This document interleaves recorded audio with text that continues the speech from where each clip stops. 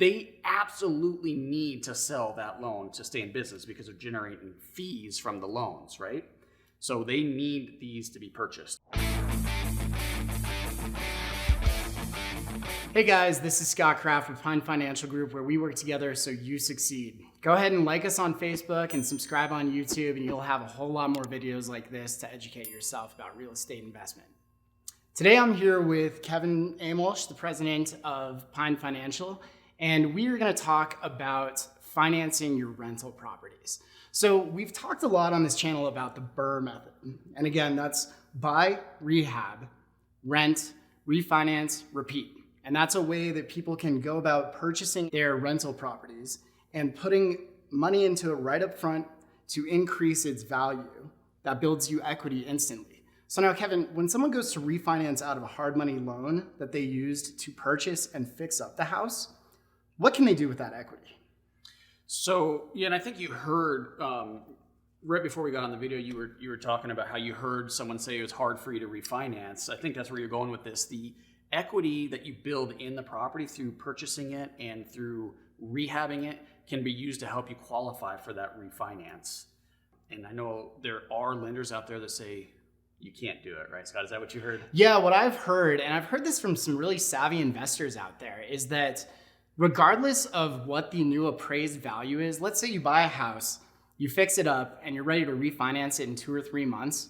So its value is going to be increased by virtue of the work you've done on it. What I've been told by a lot of investors is that you can't refinance that at a 70 or 75% loan to value of its appraised value. What I've heard is you can only do 70 to 75% of the money you have into it. Yeah, so that's a common misconception. So I'm so glad that we're shooting this video to talk about that. What we're discussing here today, Scott, is what we call lender overlays. So I think that's important as a real estate investor for you to grasp. So let's talk about the conventional loan for a minute. Conventional loans are Fannie Mae and Freddie Mac. They're the largest note buyer out there. So let's say a Wells Fargo, for example, Scott originates the loan. They will sell the loan off to Fannie or Freddie so they could free up their capital and make that loan again. Now, they absolutely need to sell that loan to stay in business because they're generating fees from the loans, right? So they need these to be purchased. So what they do is they take the Fannie Mae or Freddie Mac box and they shrink that down just to be sure that they will buy the loan. So what we call those extra guidelines are overlays. So those are additional guidelines to the Fannie Mae or Freddie Mac guidelines. And one of the most common that we see in our business, Scott, is the title seasoning overlay. I think that's what you're talking about here. Yeah, that's exactly right. So a lot of these investors who tell me that you can't go ahead and refinance with the new appraised value say that you could wait 12 months, season the property for 12 months. But the problem with that is that if you're in there with a hard money loan, that interest rate is higher than what you'd be paying on a conventional. So you don't really want to be in there for 12 months while you're just going to lose money every single month because you can't get rent to cover a hard money loan, right? Yeah, and so if you go to your mortgage broker, let's say, and they're brokering to a Wells Fargo or one of these other guys that have these overlays. I know I'm beating up on Wells Fargo guys. It's not that I don't like them, but it's Wells Fargo. So if you're originating to one of these banks, they might have that overlay on it. So your lender, your broker will say, hey, we can't do that. You need to season this title for 6 or 12 months.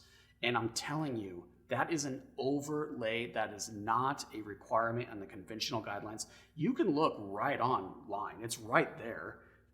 Fannie Mae and Freddie Mac both publish their guidelines on there. So they have no title seasoning, 0 title seasoning. You could literally refinance the very next day using a new appraised value. So Kevin, why don't you tell our viewers out there exactly what they should do in case they're trying to refinance out of a hard money loan and their lender tells them that it's just not possible?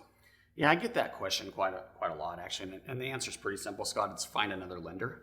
I mean, it's really that simple. It's an overlay. So you just need to find a lender that doesn't have overlays. They sell directly to Fannie Mae or Freddie Mac with no overlays. So we have a recommends page on our website, pinefinancialgroup.com, and you could go to the Pine Recommends, and we have some preferred lenders that are consistently closing these BRRRR refinances. One of those pitfalls on the BRRRR strategy refinance is if you are doing a small multifamily BRRRR, then you don't have a 75% loan to value guideline with your refinance. It's actually reduced to 70%. Now, if you guys have any problems out there, if you can't find a lender who can satisfy that 75% of the appraised value, give us a call. If you have any questions about this, we're happy to talk to you and help educate you guys on this. So give us a call, find us at pinefinancialgroup.com, and we're here to help you out.